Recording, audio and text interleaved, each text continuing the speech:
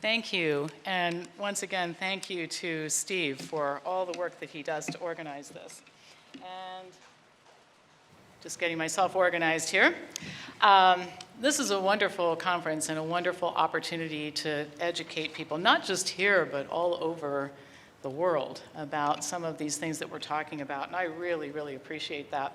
The topic this morning that we're going to talk about is diet, exercise, and mental health. And as Steve mentioned, our practice specialty, if you want to call it that, is informed medical decision making.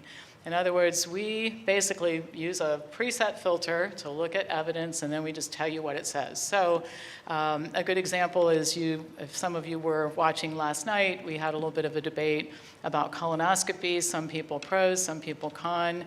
My job is just to tell you there isn't any evidence showing it reduces your risk of colon cancer. For one person to be saved, 1,250 people have to have a colonoscopy, and one person will be harmed or killed by the procedure. So if you help one and hurt or kill one, that's a wash. Now, you might still decide to have a colonoscopy, and that's your choice. And sometimes people will ask me, well, what would you do? And I tell them, you know what, it really doesn't matter what I would do because it's not my body.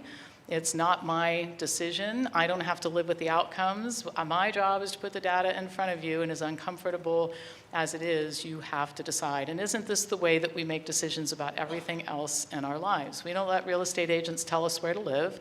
We don't let car salespeople tell us which car to drive. And even with financial advisors, we expect to have some control over what they do with our money. So we just need to apply those same principles to healthcare, and the world would be a better place, and we'd have a lot less injury. So to start, I'm going to talk a little bit about how I got interested in mental health. For the first probably 10 years that I was in business, I ignored mental health. And the reason was I didn't feel I was qualified to say much about it. I made dismissive comments to people when they would ask me. I'd say, well, you know, check your insurance booklet, and I'm sure there's a therapist someplace close by that you could talk to if you think you need to, and that sort of thing. And then an interesting thing happened that I'll share with you. I have a friend who was sexually abused as a child and has had difficulty getting over it. And she's been had been at the time, seeing psychiatrists and doctors for a long time, taking an antidepressant. And in spite of all that, she would have these regular bouts of debilitating depression. I mean, this particular day that I had this epiphany, she had called and asked if she could come over, and I said sure. And she was just despondent beyond consolation. And at the end of the afternoon, she was feeling better. Just being around humans sometimes helps, and that's the best therapy in my opinion. But as she left, I thought, you know what? People in our files who come in to talk to us about their health, they don't seem to get better with mental health therapy. In other words, they're seeing psychiatrists, seeing counselors, they're taking drugs, but none of them ever get better or get off the drugs. I had this thought, what if mental health is like every other practice specialty, where there's somebody out there who has an idea of how to help people, and it works just like what Dr. Esselstyn does for cardiovascular patients, and we just don't know about it yet. So that's what started a search to find if there was some type of holy grail of mental health. And I actually found that that was the case, that Aaron Beck, who's a psychiatrist in Philadelphia, he's 99 years old. I think he just turned 100, and he still goes to work every day at the Beck Institute. Another example of how life can be spectacular as we age if we take care of ourselves. But he was a psychiatrist who went into practice early, and early in his career decided he wasn't helping anybody and started looking around for a better way. And he discovered what he ended up branding as cognitive behavioral therapy, which is a form of time-limited therapy, present focus, that actually helps people.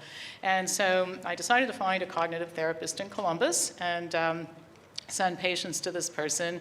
And I interviewed 7. The 7th person was the guy that I found. His name is William Lessler. And he is an amazing, amazing cognitive therapist. And I started sending people to him, including my very depressed friend. And the results were just incredible. I mean, people would call and they would say, I've been going to a therapist for 20 years, and this guy helped me more in the last 3 weeks than I got in the whole 20 years. And people were actually measurably getting better. So when Mr. Lessler and I first met, we exchanged ideas, let me tell you about what I do at Wellness Farm Health. And he said, I'll tell you some people that you should look into in my field. And one of the people he suggested was Dr. Bregan. And Dr. Peter Bregan, he's spoken at this conference before. And so I got some of Dr. Bregan's books and read them, and I was astounded at the work that he was doing. One of the things that he's done as a psychiatrist, in addition to providing therapy that actually helps people get better in his private practice, is he has taken a stand against the drugging of people, psychiatric drugs used on the population. And he's single-handedly reformed many aspects of psychiatry in spite of the fact that the profession still needs a lot of more reform. But one thing that he did, for example, was end the lobotomizing of people in prisons. They were being lobotomized with the promise that they could get out of prison if they agreed to it, and it was just a population control psychiatry doing this. So he's taken a stand against traditional psychiatry, and he's done some wonderful, wonderful things with his life. So I got my courage up one day, and I called Dr. Bregan. He spoke at one of our conferences, and we became very good friends, and he's now a business partner. And he does wonderful work helping people understand the withdrawal process from psychiatric drugs. He also partners with me. We have created courses to help health professionals learn how to get people off the drugs, and both for consumers and for health professionals. So in any case, we'll start with looking at the psychiatric drug issue and the mental health issue through an informed lens. And I'll just start by saying there's not a single study that shows that chemical imbalances in the brain are caused by any type of there's not a single study, I should say, that shows that ADHD or any of these conditions are caused by chemical imbalances in the brain. And that ranges from ADHD to schizophrenia. There's no method, by the way. Well, actually, there is a method for measuring serotonin levels and other neurotransmitters in the brain. You have to grind up the brain and assay the material, and we think that that's generally a bad idea as a testing mechanism for people like you. Now, one thing is that there are metabolites for neurotransmitters like serotonin in the cerebrospinal fluid, and you can test for that. And interestingly enough, there are quite a few studies that have shown that people who are depressed have high levels of metabolites, people who aren't depressed have low levels of metabolites. So the issue that serotonin levels are a cause of mental health issues is just patently false. We don't have any evidence that shows that.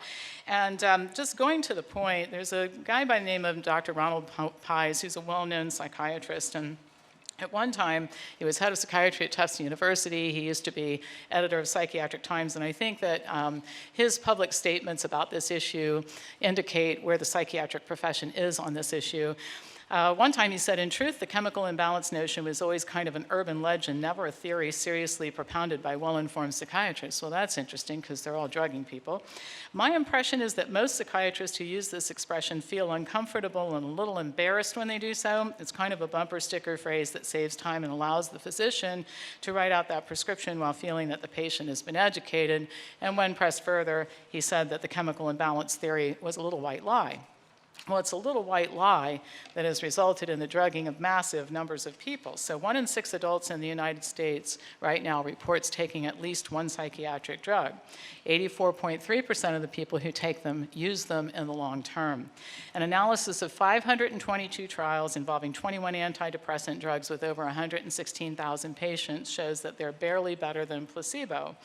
And the public has been told that the drugs make life better for patients, but the data shows something else. Every single day in the United States, 850 adults and 250 children who take these drugs are placed on permanent disability.